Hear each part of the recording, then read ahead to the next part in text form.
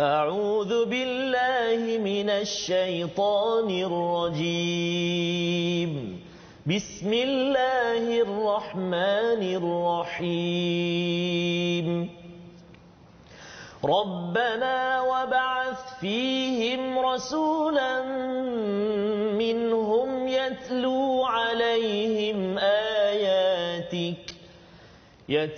عليهم آياتك ويعلمهم الكتاب والحكمة ويزكيهم إنك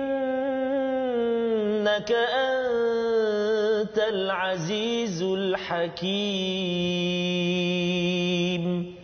صدق الله العظيم. Sadaqallahul Azim. Assalamualaikum warahmatullahi wabarakatuh. Alhamdulillah wassalatu wassalamu ala Rasulillah wa ala alihi wa man wala. Syada la ilaha illallah, syada Muhammadan abduhu wa rasuluh. Allahumma salli ala sayidina Muhammad wa ala alihi wa sahbihi ajma'in. Amma ba'du. Apa khabar tuan-tuan dan puan dimati Allah sekalian? Pada hari ini kita bersyukur kerana Allah mengizinkan kepada kita untuk bersama mengulang kaji, menyemak kembali kepada halaman Al-Quran yang telah pun kita ikuti sejak hari Ahad hinggalah hari Khamis. Hari ini kita nak melihat kepada ulang kaji apakah yang terkandung pada halaman ke-20 hingga 24, dan pada hari ini kita bertuah kerana kita sekali lagi dapat bersama dengan Ustaz Tarmizi Abdul Rahman, Ustaz dan juga Ustaz Safri. Ya, subhanallah. Masya-Allah. Ya. Kita mengalu-alukan kehadiran Ustaz Safri ya sebagai pemikir bagi My Quran Time, di mana Ustaz Safri lah yang mengetuai, yang memberi input-input kajian daripada pelbagai tafsir, daripada pelbagai ulumul Quran untuk menjadi santapan sebagai panduan kepada saya untuk dikongsikan bersama dengan tuan-tuan yang berada di rumah.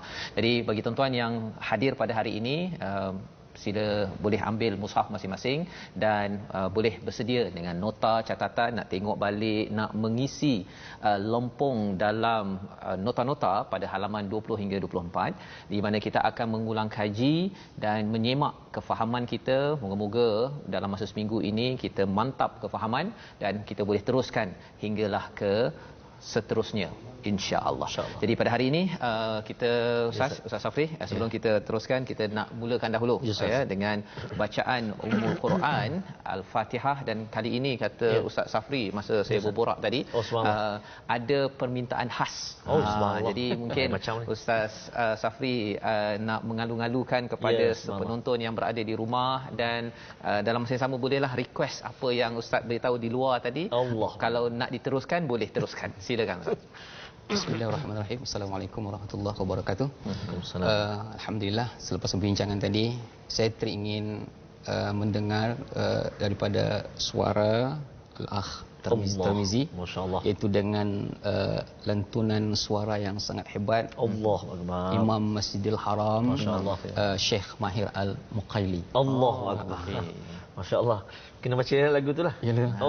Pasal dia ada kaitan dengan kita nak mengkaji tentang Nabi Ibrahim, tentang kiblat ya. Jadi harap-harapnya dengan bacaan ini menjemput ataupun dia menaikkan syuur ataupun perasaan kita pada tuan-tuan yang mungkin pernah sampai ke Masjidil Haram ataupun yang belum lagi, insya-Allah bila dah dengar Syekh Mahir versi Malaysia ya, kemudian nanti bila sampai ke sana nanti cari suara ini bukan sekadar cari orangnya, tetapi nak menghayati Al-Fatihah di bumi haram. Silakan. Terima kasih Al-Fadhil Ustaz Tuan Fazrul, yang saya muliakan Al-Fadhil Ustaz Safri, khususnya tuan-tuan dan puan-puan sahabat-sahabat Al-Quran, penonton setia My #Quran Time. Apa khabar semuanya? Kita bertemu lagi di penghulu segala hari ini. Allah Subhanahu Wa Taala pilih kita, permudahkan kita buat tuan-tuan, abang-abang yang bersiap sedia nak ke masjid. Sila buat persediaan sejadah sendiri, face mask. Kami pun nanti akan bergegas juga, dan cuma nak respon request daripada tuan Syekh kita Fadil Ustaz Safri tadi, bacaan Syekh Mahir Al-Muqaili. Saya pernah tanya Ustaz dalam kuliah okey, siapa kenal Syekh Mahir? Semua angkat tangan. Kenal. Kata, cuba buat sikit. insya-Allah, insya-Allah. Rupanya Mahizin. Tapi yang diminta oleh Al-Fadhil Ustaz Safi tadi adalah Syekh Mahir Al-Mu'iqli, Imam Masjidil Haram. Saya pernah Ustaz tarawih 10 rakaat tu nak keluar Ustaz. Dia 20 rakaat kan, 10 rakaat tu nak keluar, tengah-tengah jalan nak keluar tu ditukar imam kan, dengar Syekh Mahir jadi imam, tak jadi keluar Ustaz, masuk balik. Sebab bacaan yang sangat baik dan suasana tu Ustaz. Jadi Ustaz sebut tadi untuk kita hayati Ustaz. Saya cubalah Ustaz, mungkin 1% je jadi Ustaz. 1%. Minta maaf lah Ustaz. Saya cuba Ustaz Safri mungkin dia backup lah. Ya, backup insya-Allah. Itulah harapannya insya-Allah. Okey. Jom tuan-tuan dan puan-puan kita baca sama-sama ya. A'udzubillahi minasyaitonirrajim. Bismillahirrahmanirrahim. Alhamdulillahi rabbil alamin. Arrahmanir rahim. Maliki yaumiddin. Iyyaka na'budu wa iyyaka nasta'in. اهدنا الصراط المستقيم صراط الذين أنعمت عليهم غير المغضوب عليهم ولا الضالين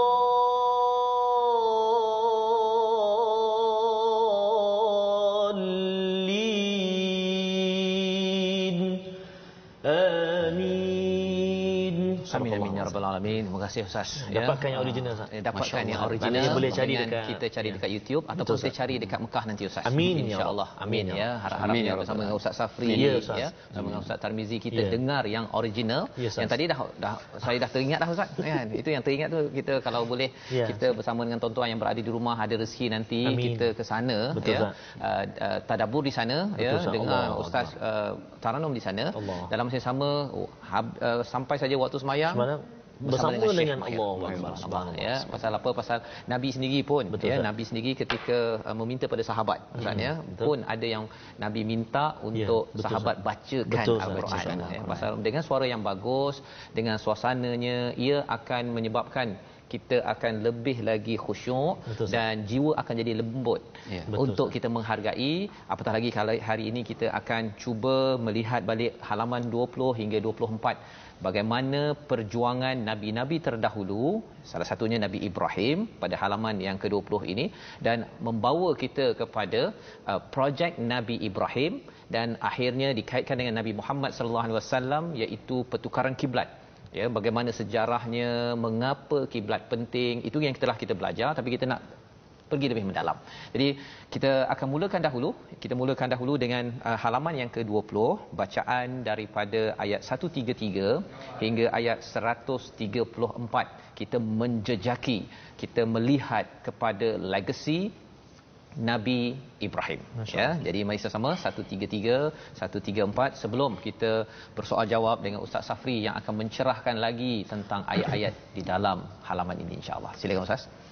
Masya-Allah. Saya bukan Ustaz Safri. Ustaz Safri sebenarnya memang kita nak minta Ustaz Safri, tapi Ustaz Safri banyak benda yang nak disampaikan.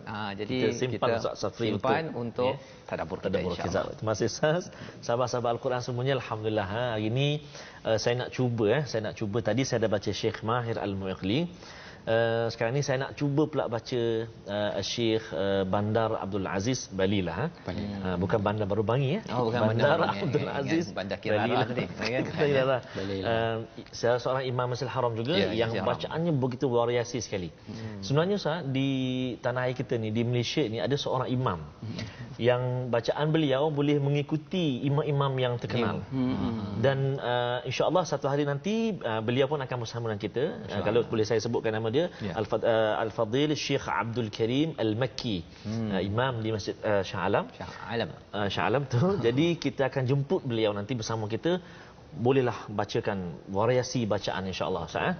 Jadi saya nak cuba ni, mudah-mudahan yalah kalau tak jadi banyak pun 1-2% pun jadilah. Masya-Allah. Nak ambil semangat topik kita ni ya. Baik. Jom sahabat-sahabat semua, ayat 133 dan juga ayat 134 yang terletak di muka surat 20. Muka surat 20. Kita ambil 132 133 Ustaz. Baik, 132 133 Ustaz di muka surat 20. Baik. A'udzubillahi minasyaitonirrajim. ووصى بها إبراهيم بنيه ويعقوب يا بني إن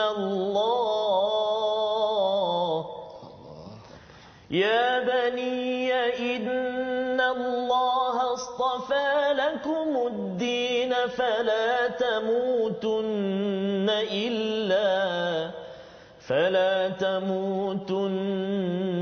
إلا وأنتم مسلمون أم كنتم شهداء إذ حضر يعقوب الموت إذ قال لبنيه ما تعبدون من بعدي قالوا نعبد إلهك وإله آبائك إبراهيم وإسماعيل وإسحاق إلها واحدا ونحن له مسلمون صدق الله العظيم. Surah Al-Allahul Azim, bacaan daripada ayat 132 dan 33 sebahagian daripada halaman 20 ini menceritakan tentang legasi Nabi Ibrahim, ya, tentang bagaimana Nabi Ibrahim pada ayat 127 bercerita tentang membina foundation ataupun dasar-dasar bagi Al-Bait Al-Haram di Makkahul Mukarramah, dan diteruskan dengan doa yang amat-amat indah pada ayat 128, iaitu memohon zuriatnya menyerah diri kepada Allah SWT. Maka kalau kita terus kepada ayat yang ke-132 sebentar tadi, salah satu zuriatnya itu daripada Nabi Ibrahim ada Nabi Ishak, tetapi Allah terus bawa pada Nabi Yaqub usahanya. Pasal di sebalik nama Nabi Yaqub itu nama lainnya Israel. Ia memberi mesej dua tempat, ya, satu kepada Bani Israel orang Yahudi dan juga kepada kita. Maksudnya ialah apabila ada nasihat yang penting dalam ayat ini yang mungkin Ustaz boleh cerahkan. Nasihat ini adalah satu kaitan dengan kita, bahawa kita ni ada kaitan susu galur terus kepada Nabi Yaqub, terus kepada Nabi Ibrahim alaihissalam, ya. Jadi apa nasihat itu yang Ustaz boleh cerahkan sebagai ulang kaji kita pada hari ini? Dipersilakan Ustaz Safri. Bismillahirrahmanirrahim. Terima kasih Tuan Fazrul dan terima kasih Ustaz Tarmizi telah bacakan surah Al-Fatihah dengan suara begitu merdu, tersentuh hati. Allah Rabbi, masya-Allah. Pada ayat ini Ustaz, Allah Subhanahu Wa Taala nak menceritakan kepada kita bahwasanya ada hubung kait di antara Nabi Allah Ibrahim dengan Nabi Allah Yaqub alaihi salam. Artinya ketika Allah Subhanahu Wa Taala memerintahkan kepada Nabi Muhammad sallallahu alaihi wasallam, am kuntum syuhada iz hadara Yaqub al-maut, kamu tak nak menyaksikan ke ketika Nabi Yaqub datang satu kematian? Ketika datang satu kematian, bagi seorang ayah yang takut legasi dia tinggal ataupun yang ditinggalkan jauh daripada Allah Subhanahu Wa Taala, semua kita risau sebagai ayah. Kalau saya mati, apa anak kita kena buat? Apakah ini insuran dah siapkah atau belum? Tetapi yang dirisaukan oleh seorang ayah yang hebat, iaitu bagaimana dia selepas dia mati, ma ta'buduna min ba'di, apa yang kamu sembah wahai anakku selepas kematian ayah, selepas ayah pergi, apa yang kamu sembah? Ini adalah kerisauan seorang nabi, seorang hamba yang soleh, takut bahwasanya anak-anak mereka jauh daripada Allah Subhanahu Wa Taala. Apa tanya dia? Ma ta'buduna min ba'di, apa yang kamu sembah nak kalau nanti ayahmu mati? Agak-agak kalau kita Ustaz, kalau kita sebagai seorang ya, apa kita tanya kepada anak kita? Kita akan tanya pasal apa persediaan dia kan untuk hidup dan sebagainya kan. Tetapi inilah seorang ayah yang risau takut meninggalkan legasi yang tidak menyembah Allah Subhanahu wa taala. Tapi disebabkan seorang ayah ini memiliki sosok pemimpin yang hebat, maka lahirlah anak zuriat yang hebat. Apa jawapan mereka? Qalu na'budu ilahaka wa ilaha abaika Ibrahim wa Ismail wa Ishaq ilahan wahidah. Ini jawapan yang mantap, jawapan yang penuh dengan satu konsekuen dalam kehidupan mereka, bahwasanya mereka beriman kepada Allah. Artinya, wahai ayahanda, tak perlu risau. Kalau ayahanda nak meninggalkan kami, kami akan berpegang teguh kepada agama ayah. Tengok, kita nak highlightkan di sini agama ayah. Kenapa disebutkan agama ayah? Bukan agama Islam, bukan agama ini, tapi agama ayah. Artinya yang disampaikan di sini adalah bahwasanya mereka tahu tentang ilmu mentauhidkan Allah Subhanahu wa taala, iaitu daripada ayahnya sendiri, bukan daripada cikgu, bukan daripada orang lain. Artinya fungsi sebagai seorang ayah itu yang paling utama adalah menanamkan tauhid kepada Allah Subhanahu wa taala. Sebagaimana Nabi Yaqub juga dapat mentauhidkan Allah melalui ayah-ayah mereka, Ishaq, Ismail dan Ibrahim alaihissalam. Jadi menarik Ustaz bila Ustaz highlightkan tentang agama ayah, ya. Maksudnya bukan agama cikgu, bukan agama Islam contohnya, kerana di dalam jawapan mereka ini, dia kalau dalam Quran ini ada sahaja yang Luqman menasihati, tapi tak ada jawapan anaknya jawab macam mana, ikut ke tak ikut. Tapi di sini dalam ayat 133 ini, bila Nabi Yaqub bertanya, ada jawapan anaknya. Maksudnya ini satu standard yang kita kena bina kalau boleh sebelum kita meninggal, Ustaz, kan? Pasal kalau dekat meninggal itu dah sibuk-sibuk sebagainya, mungkin antara nak cakap agama ayah ataupun harta ayah lebih penting ini, ya kan. Jadi dan lebih menarik Ustaz, kalau kita tengok pada anak Nabi Yaqub ini ialah Nabi Yusuf, kan? Ada 12 tu kan, yang abang yang buat perangai tu. Jadi boleh Ustaz cerahkan sedikit tak, mereka ni buat perangai, tapi dalam ayat ini indah pula tu. Silakan Ustaz. Sangat indah, masya-Allah. Tak terfikir pula pertanyaan itu datang seperti itu, tapi ada gambaran. Artinya ketika Nabi Yaqub ini hadara Yaqub al-maut, ketika dia nak mati ataupun nak wafat, dia berwasiat, artinya mengumpulkan semua anak-anaknya. Dengan artian Nabi Yaqub sudah tahu ajal dia sudah datang. Kalau kita tak tahu kan. Tapi dia seorang nabi, dia tahu ajal sudah datang, maka dia kumpulkan anak-anak tadi. Anak-anak yang sebanyak 12 orang tu, satu riwayat mengatakan 12 orang itu berkumpul, termasuk abang-abang yang dulu telah melakukan sesuatu kepada adiknya, sebab mereka sudah bertaubat kepada Allah Subhanahu wa taala. Apa dalil mereka berkumpul semua, Ustaz?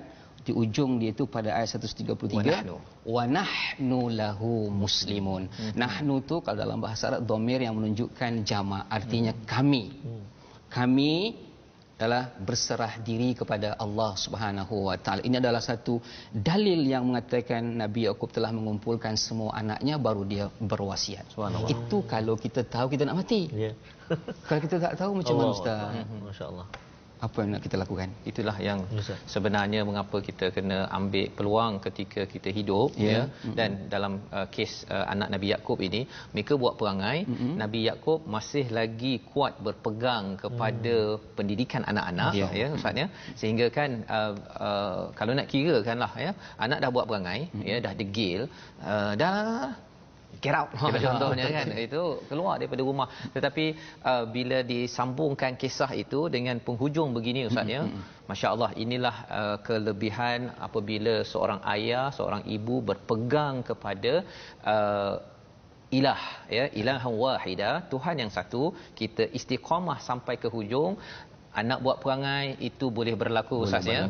Tetapi yang pentingnya ialah kebergantungan pada Allah, dan yang Ustaz kongsikan tadi, sampai anak itu buat perangai, tapi bila dah dikumpulkan di hujung itu, wa nahnu lahu muslimun. Jadi inilah isi antara daripada muka surat 20 yang kita nak teruskan pada muka surat 21, bagaimana Allah menceritakan tentang orang-orang Yahudi, Nasrani yang mengajak bersungguh-sungguh Ustaz ya. Kalau ayat yang ke-135 itu tahtadu, mengajak orang-orang Islam masuklah kunu hudan au nasara tahtadu. Dan kita nak melihat bahawa sebenarnya bila kita masuk agama Islam ini, ia seperti satu celupan ya, satu celupan. Kita nak dengar dahulu bersama dengan Ustaz Tarmizi bacaan ayat 138 139 untuk kita memahami macam mana kita ini tidak mudah terganggu dengan godaan Yahudi Nasrani yang kata kami ni ikut Nabi Ibrahim, tapi rupa-rupanya ada maksud di sebalik sibghatullah. Kita baca dahulu, sila Ustaz. Okey, baik. Terima kasih banyak Fadil Ustaz Fazrul, Fadil Ustaz Safri, khususnya tuan-tuan dan puan-puan, sahabat-sahabat Al-Quran. Jangan lupa di penghulu segala hari ini Ustaz, tekan share Ustaz. Tekan share tu Facebook kita. Kalau di YouTube itu tekan loceng loceng di Facebook, di YouTube rasmi kita kan, sahabat apa tu, Quran Time Official kan. Okey, jadi share, mudah-mudahan berlipat ganda lagi jariah kita di penghulu hari ini. Jadi yang ayat kita nak baca sekarang ni Ustaz, di muka surat 21 ayat 138 dengan 139 saya nak cuba bacaan Syekh Syuhrin pula Ustaz, kalau boleh lah. Tapi saya tak adalah jadi Ustaz, cumanya nak cubalah, cuba 1% pun jadilah. Okey, alhamdulillah. Saya cuba Ustaz. Kita berada dekat Mekah. Allahu akbar Ustaz, masya-Allah, masya-Allah. Hari Jumaat, Jumaat. Allahu akbar, masya-Allah. Jom kita cuba sahabat-sahabat semua, sama-sama kita 138 139. A'udzubillahi minasyaitonir rajim. Sibghatallah ومن أحسن من الله صبغة ونحن له عابدون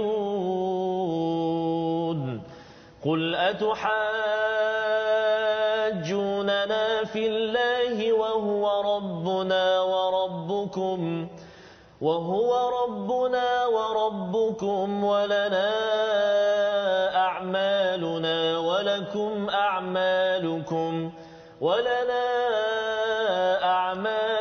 ولكم أعمالكم ونحن له مخلصون صدق الله العظيم. Sadaqallahul Azim, ayat 138 dan ayat 139 sebentar tadi. Sibghah Allah, siapa yang lebih baik sibghahnya daripada Allah Subhanahu Wa Taala, dan kepadanya lah kami menyembah. Pada ayat 139, katakanlah wahai Muhammad, adakah kamu hendak berdebat dengan kami mengenai Allah padahal Dia adalah Tuhan kami dan Tuhan kamu? Bagi kami amalan kami, bagi kamu amalan kamu, dan hanya kepadanya kami dengan tulus mengabdikan diri kepada Allah SWT. Jadi di sini ada perkataan sibghah, satu istilah yang amat indah dan amat special, amat istimewa untuk kita dalami pada hari ini. Saya serahkan pada Ustaz Safri untuk mencerahkan apa sebenarnya sibghah ini Ustaz. Syukur Ustaz, terima kasih. Dalam kajian ilmu tafsir, sibghah, berbagai pendapat ulama mengatakan, seperti Ibnu Abbas, seperti Ibnu Katsir mengatakan sibghah itu adalah agama Allah Subhanahu Wa Taala, iaitu Islam. Kemudian Qurtubi dan Al-Baghawi mengatakan adalah celupan, artinya memasukkan sesuatu ke dalam suatu benda sehingga dia berkesan. Jadi bila disebutkan sibghatullah, dia adalah satu celupan, ini merupakan salah satu kajian daripada ilmu Al-Quran Ustaz, iaitu nama dia perumpamaan ataupun al-amsalu fil Quran, perumpamaan di dalam Al-Quran. Cuma yang biasa kita dengar dalam perumpamaan dalam Al-Quran itu ada kata misal atau kata kaf, tashbih, tetapi ini tidak ada perkataan misal dan tidak ada perkataan tashbih, maka ia adalah sebagai tamsil ataupun amsilah kaminah nama dia. Artinya dia ada maksud perumpamaan tetapi tidak ada alat yang mengatakan dia adalah perumpamaan. Sebab apa? Ini sudah biasa diungkapkan oleh orang Arab. Sibghatullah artinya mencelupkan sesuatu masuk kepada sesuatu itu. Ibaratkan kalau kita masukkan tangan dalam cawan ini, seluruh bahagian tangan itu dibasahi oleh air. Tapi bila amsilah ini menyebutkan disebut di sini ada seolah-olah pakaian dimasukkan di dalam satu bekas sehingga pakaian itu bila dikeluarkan mengikut warna apa yang terdapat di dalam air. Artinya yang disampaikan di sini adalah bila sebut sibghatullah, masuklah kamu ke dalam Islam, agama Allah Subhanahu wa taala itu secara keseluruhan. Itu makanya Qurtubi mengatakan masuk ke dalam sibghatullah ada dua cara. Yang pertama, ikhlas kerana Allah Subhanahu wa taala, iaitu kemudian yang kedua mengikuti sunnah Rasulullah sallallahu alaihi wasallam. Itu adalah satu perumpamaan yang sangat indah yang kita kena ambil perhatian. Kenapa Allah sebut sibghatullah? Masya-Allah, itu adalah penerangan berkaitan dengan sibghatullah, iaitu kalau saya ambil daripada pendapat Qurtubi yang Ustaz kongsikan tadi, satu ikhlas, ada perkataan ikhlas di ayat 139 itu, dan ikhlas itu bukan sekadar ikut-ikut apa yang kita tafsirkan sahaja, tapi tafsiran sunnah daripada Nabi sallallahu alaihi wasallam. Inilah pelajaran kita, sibghatullah, ikhlas kerana Allah, mengikut kepada Rasul agar kita dipimpin menjadi orang yang benar-benar bersama dengan Nabi Ibrahim, Nabi Yaqub, Nabi Muhammad sallallahu alaihi wasallam. Kita bertemu kembali dalam My Quran Time, baca faham amal. Kembali kita dalam My Quran Time, baca faham amal. Pada hari ini kita mengulang kaji daripada halaman 20 hingga 24. Kita bersama dengan tetamu barisan pemikir Ustaz Safri Zain yang didatangkan untuk bersama berkongsi, mencerahkan lagi beberapa perkara di dalam Al-Quran untuk sama-sama kita ambil panduan pada hari ini. Dan kita sudah pun berbincang Ustaz ya, muka surat 20, 21 sebentar tadi, dan kita nak teruskan dengan halaman yang ke-22, di mana halaman 22 juz yang kedua, juz yang kedua, dan ia bermula dengan perkataan sayaqulus sufaha, berkata orang-orang yang kurang akal ataupun dianggap bodoh oleh Allah. Allah menyatakan ini kerana ada orang yang mengambil enteng pada satu perkara penting bagi dunia ini, iaitu qiblatihim, iaitu kiblat yang diubah, yang diubah, dan peristiwa ini memulakan juz kedua kita pada hari ini. Jadi kalau kita melihat apa kaitan juz pertama di hujungnya itu bercakap tentang Nabi Ibrahim, juz yang kedua ini masih lagi menyambung tentang legasi Nabi Ibrahim, iaitu kiblat. Jadi mari sama-sama kita melihat kepada ayat 144, bagaimana Nabi mengharapkan sesuatu, ada sejarah di sebalik perkara ini, satu petanda rahmah daripada Allah yang amat sayang pada Nabi, memberi respon kepada permintaan Nabi di Madinah Al-Munawwarah. Mari kita sama-sama baca bersama dengan Ustaz Ahmad Tarmizi. Masya-Allah. Saya? Ya, Ustaz. Okey, ayat 144 ni Ustaz sebut tadi perkataan Madinah, bumi Madinatul Munawwarah. Antara imam Masjidin Nabawi yang saya minat, dan saya yakin sahabat-sahabat Al-Quran pun semua minat, antaranya Syekh Ali Abdul Rahman Al-Huzaifi. Allahu Akbar. Dan sekarang ada anak dia jadi imam juga. Subhanallah. Di Madinah, di Masjid Nabawi. Pernah satu pagi, kata silap saya, solat subuh, anak dia jadi imam, Syekh Huzaifi kat belakang, anak dia menangis sebab baca ayat wa qada rabbuka alla ta'budu illa iyyah, sampai fala taqul lahum uffin, menangis kan. Subhanallah. Ayah kat belakang, Rasulullah ada kat situ, subhanallah. Jadi saya nak cuba ayat 144 ni, sahabat-sahabat Al-Quran semuanya, saya nak cuba baca dengan bacaan gaya Syekh Huzaifi ni. Tapi bacaan yang susah jugalah. Tapi cubalah Ustaz. Tak tahulah jadi ke tak tuan-tuan dan puan-puan. Kalau tak jadi jangan marah, dapatkan yang original insya-Allah. Insya-Allah. A'udzubillahi minasyaitonirrajim. قد نرى تقلب وجهك في السماء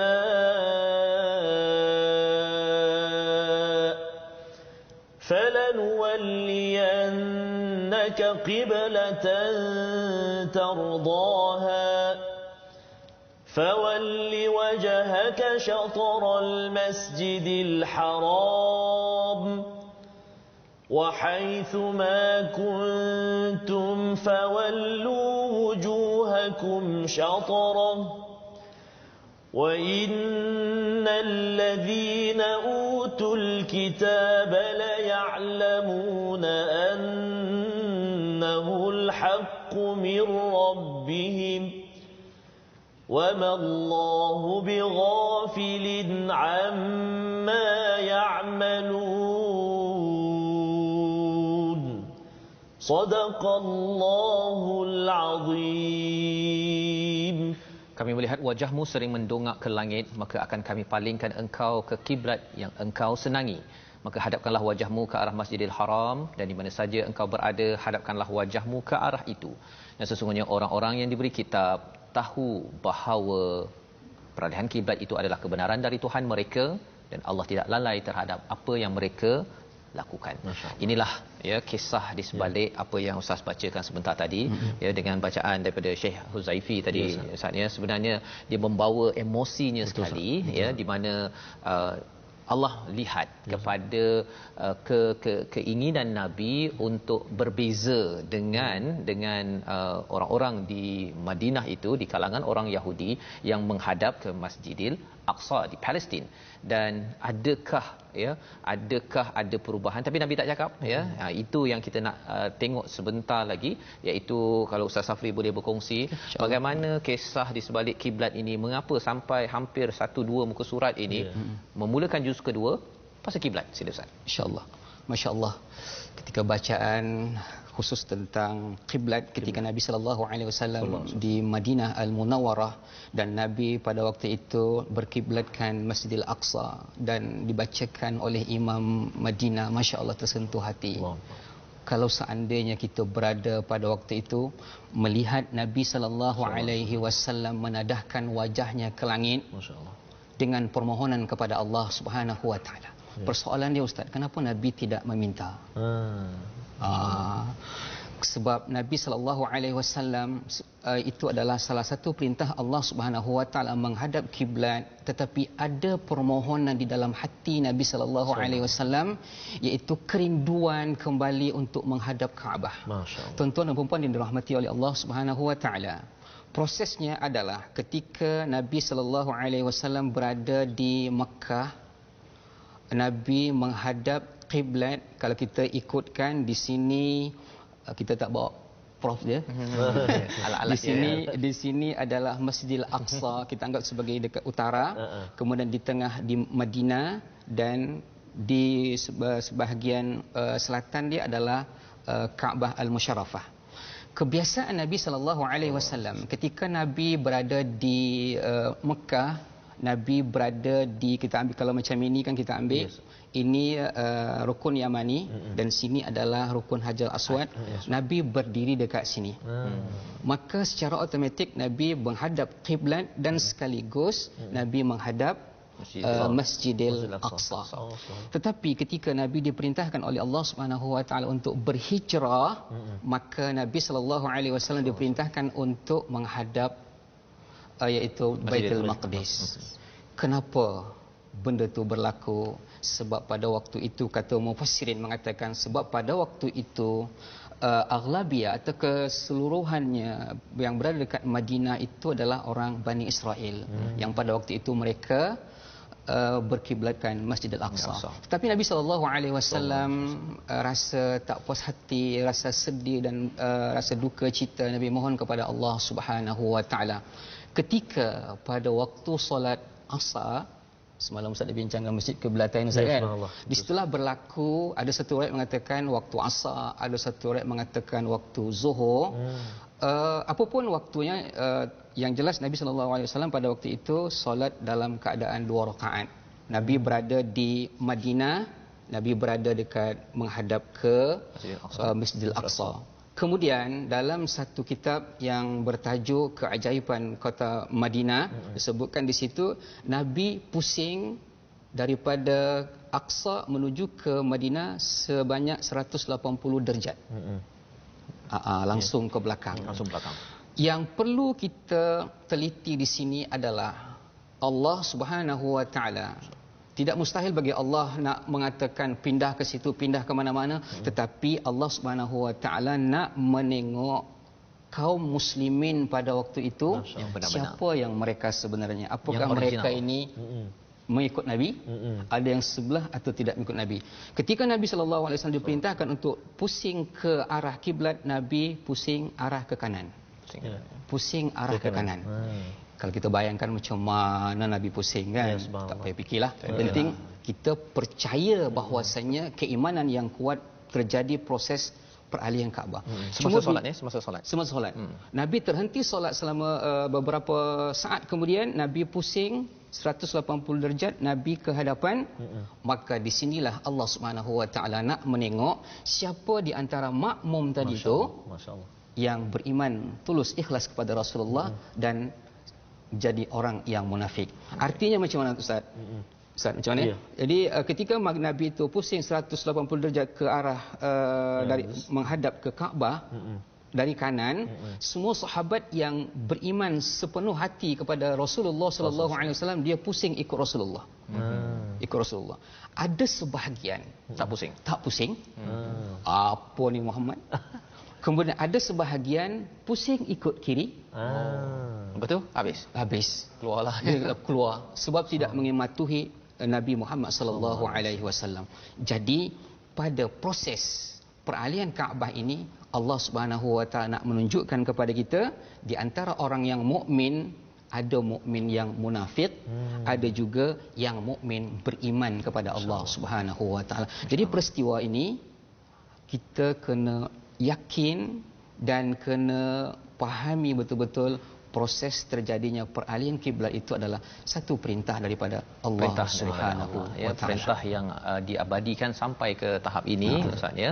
Di mana bagi tuan-tuan yang berada di rumah kita dah dapat kiblat yang tak ubah-ubah lagi dah. Kalau ubah pun kalau waktu kena adjust dengan Jabatan Agama lah ya, tapi bukannya terus 180. Betul. Kerana kalau berlakulah begitu Ustaz ya, saya pun tak tahu kan kalau kita berada kat situ betul ke kan. Dan kalau keimanan betul-betul kepada Nabi sallallahu alaihi wasallam ikut yang Ustaz cakap tadi, tapi kalau tidak sama ada dia keluar ataupun pusing kiri. Dia kalau kawat Ustaz ya, saya ingat dulu waktu kadet dulu tu ke kanan pusing kan. Dia semua kena samalah kan. Tak boleh pula lambat ke ataupun nak ambil kiri ke. Memang kena Scott sila pumping contohnya kan. Jadi ini adalah satu perintah Allah. Dan yang keduanya ini adalah mencerakinkan, memisahkan di antara orang yang beriman dengan tidak beriman.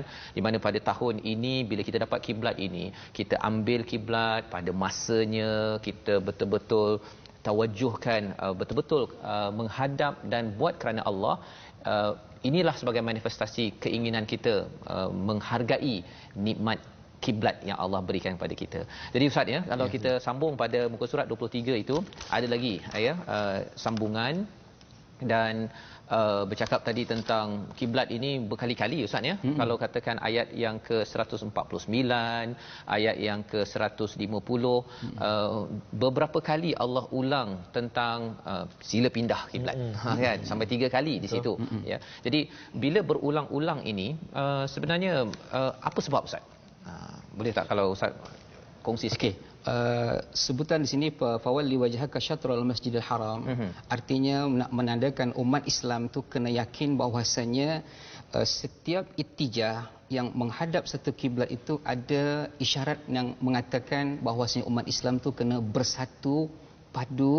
Artinya satu kata Allahu Akbar, menghadap kiblat yang sama, bertuhankan yang sama, mentauhidkan yang sama, la ilaha illallah, yang diagungkan setiap waktu dalam solat, asyhadu an la ilaha illallah wa asyhadu anna Muhammadar Rasulullah.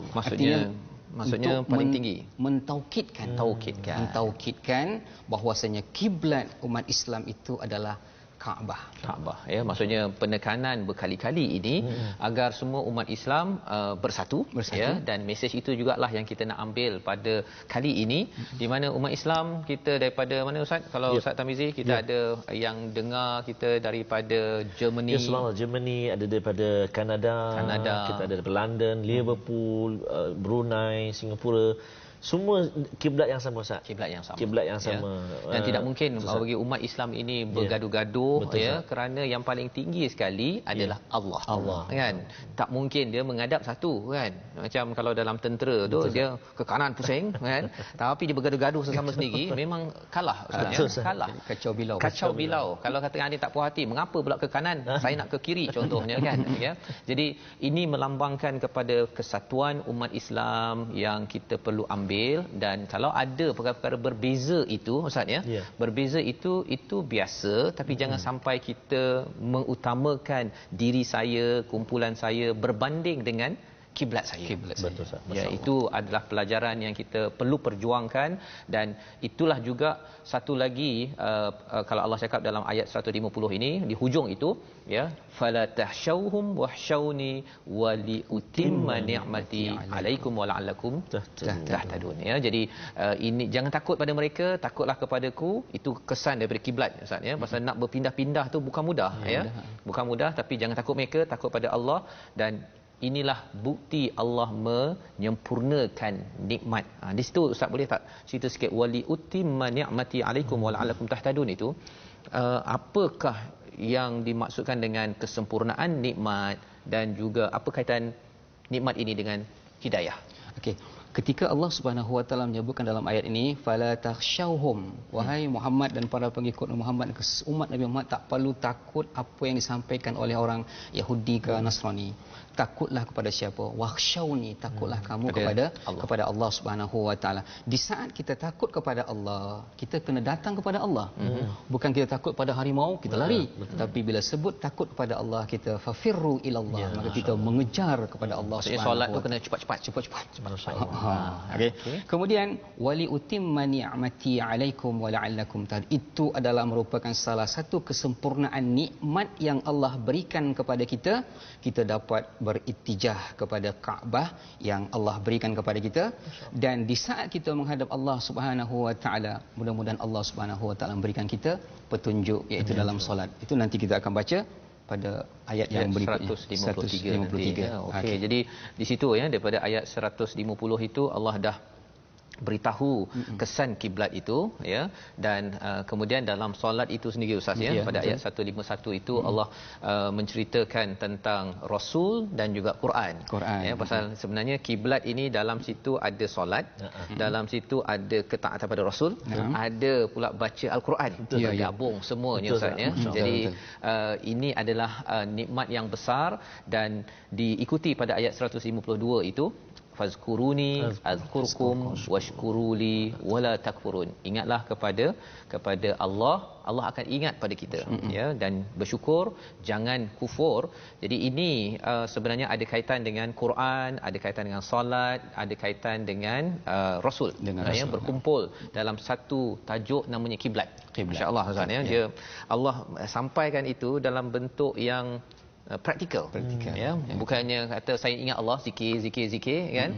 Baca Quran pun baca Quran juga, tapi bila solat kan dia ada tanda yang boleh kita perhatikan sebagai praktikal kita seharian. Itu sebabnya mari kita baca kepada ayat 153 ini, iaitu memang seruannya kalau katakan nak buat apa ya, selepas dah muka surat 22, muka surat 23 dah macam-macam pasal kiblat lah apa sebagainya, saya kena buat apa ni? Pasal saya ada banyak masalah. Jawapannya ayat 153. Silakan Ustaz Tarmizi. Baik. Terima kasih Ustaz Fazrul, Ustaz Safri. Sahabat-sahabat Al-Quran semuanya, kita nak sambung bacaan ayat 153. Tadi saya dah baca 2-3 kali dengan bacaan murattal bacaan murattal ataupun dengan kadar tadwir tadwir. Jadi insya-Allah saya nak cuba baca ayat 153 ni dengan bacaan mujawwad insya-Allah. A'udzubillahi minasyaitonirrajim. Ya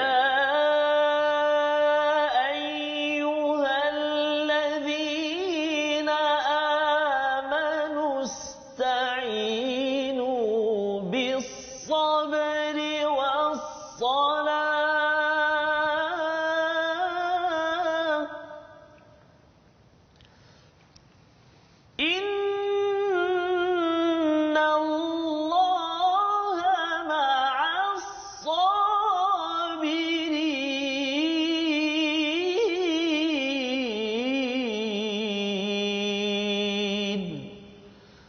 Sadaqallahul azim.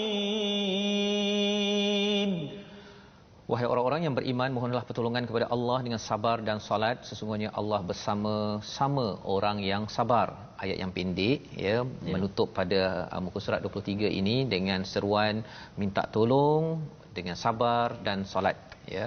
Biasanya kalau kita tengok wa di dalam bahasa Arab ini maksudnya dan, ya. Tapi bila melihat kepada ayat ini Ustaz, adakah waw itu maksudnya dan ataupun sebenarnya ada maksud tadabbur lain yang kita boleh perhatikan ayat 153? Okey.